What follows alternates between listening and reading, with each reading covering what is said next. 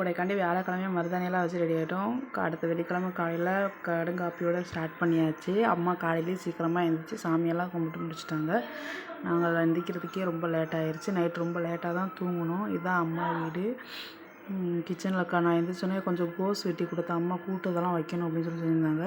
கோஸ் cut பண்ணி கொடுத்துட்டு அம்மா இந்த மாதிரி சாமி கும்பிட்றது அப்படின்னாலே நிறைய வகை வகையாக செய்வாங்க. பொங்கல், சுண்டல், கூட்டு, சாம்பார், அப்பளம் இந்த மாதிரி நிறையா செய்வாங்க. ஸோ காலையிலேயே சீக்கிரமாக எழுந்திரிச்சி இதெல்லாம் பாதி வேலை முடிச்சுட்டாங்க. பசங்களும் அப்போ தான் எழுந்திரிச்சி கொஞ்சம் ஃப்ரெஷ்ஷப் ஆகிட்டு அவங்க பாட்டுக்கு அவங்க வேலையை விளையாண்டுட்டு இருந்தாங்க. சாப்பிட்றதுக்கே ரொம்பவே லேட் ஆகிடுச்சு. காலையில் 10 மணிக்கு மேலே தான் சாப்பிட்டோம். பசங்க ரொம்பவே ஜாலியாக என்ஜாய் பண்ணி விளையாண்டுருந்தாங்க. கோயில் கூட டைமில் தான் இந்த மாதிரி ஃபேமிலியோடு என்ஜாய் பண்ண முடியும். அந்த நாள் எப்போ வரும் நாங்களும் காத்துக்கிட்டே இருப்போம். ஏன்னா அம்மா ஊருக்கு அந்த மாதிரி டைமில் தான் வந்தால் தான் உண்டு. மற்ற டைம்லலாம் நம்ம வர்றதுக்கே கொஞ்சம் கஷ்டம்தான். அப்புறம் அம்மா சாமியெல்லாம் கும்பிட்டு விளக்கெல்லாம் பற்ற வச்சு எல்லாம் முடிச்சுட்டாங்க. அப்புறம் பாப்பா கொஞ்ச நேரம் நல்லா டான்ஸ் ஆட வச்சுட்டு இருந்தேன் பாப்பாவை.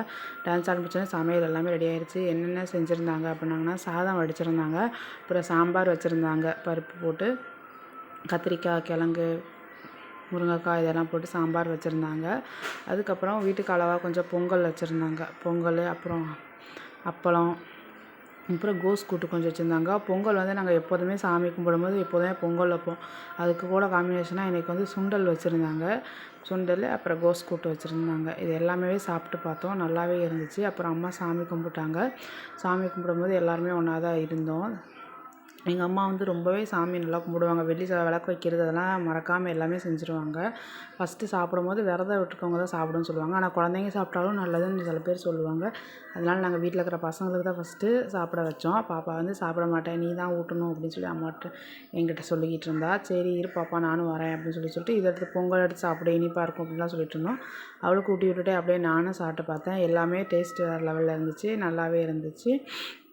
அப்படியே பகல் போயிடுச்சு. கொஞ்ச நேரம் ரெஸ்ட் எடுத்து தூங்கியெல்லாம் எழுந்திரிச்சிட்டு நைட்டு கோயிலுக்கு கிளம்பிட்டோம். நான் சுடி தான் வியர் பண்ணியிருந்தேன். சாரீ கொஞ்சம் கம்ஃபர்டபுளாக இல்லை, சுடி தான் போட்டிருந்தேன். கோயிலுக்கு போனோடனே பூஜையெல்லாம் ஆரம்பிச்சிட்டாங்க. 11 மணி ஆயிடுச்சு. நாங்கள் போகிறதுக்கே 10 மணி ஆயிடுச்சு. 11 மணிக்கு பூஜையெல்லாம் ஸ்டார்ட் பண்ணி சாமியெல்லாம் ஆட ஆரம்பிச்சிட்டாங்க. இது வந்து சுடலமாட சாமி கோயில் அப்படிங்கிறனால சாமக்குடம் மட்டும்தான் நடக்கும். சாமக்குடம் முடியவுமே பசங்க எல்லாமே கொட்டுக்கு வந்து டான்ஸ் ஆடிட்டு இருந்தாங்க. பார்க்குறதுக்கே ரொம்ப நல்லா இருந்துச்சு. என்ஜாய் பண்ணோம். முடியவும் காலையில் 4 மணிக்கு கிளம்பிட்டோம். இன்னொரு வீடியோவில் பார்க்கலாம். தேங்க்யூ.